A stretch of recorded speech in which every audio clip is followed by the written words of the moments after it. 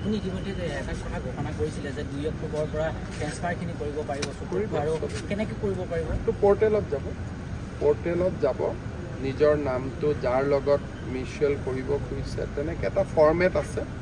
এই পৰ্টেলটোৰ বিষয়ে জানিব খুজিলে আপোনালোকে সৰ্বশিক্ষা অভিযানৰ যিটো মিউচুৱেল টিচাৰ ট্ৰেন্সফাৰৰ পৰ্টেল আছে এইটো চাব পাৰিব।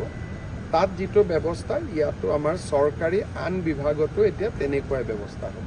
মানে ইয়াত গুৱাহাটীত ট্ৰেজাৰী অফিচত কাম কৰা এজনে স্কুল এখনত বা তেনেধৰণৰ চাকৰি কৰিব পাৰিব? নিজৰ ডিপাৰ্টমেণ্টৰ বাহিৰত যাব নোৱাৰে, নিজৰ ডিপাৰ্টমেণ্টৰ ভিতৰতে থাকিব লাগিব, ডিপাৰ্টমেণ্টৰ বাহিৰত যাব নোৱাৰে।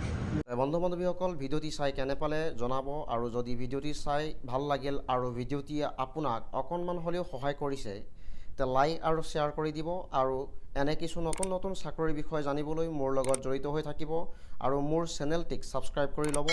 এনে কিছু নতুন নতুন চাকৰিৰ বিষয় লৈ পুনৰ এটি নতুন ভিডিঅ'ত লগ পোৱাৰ আশাৰে ধন্যবাদ।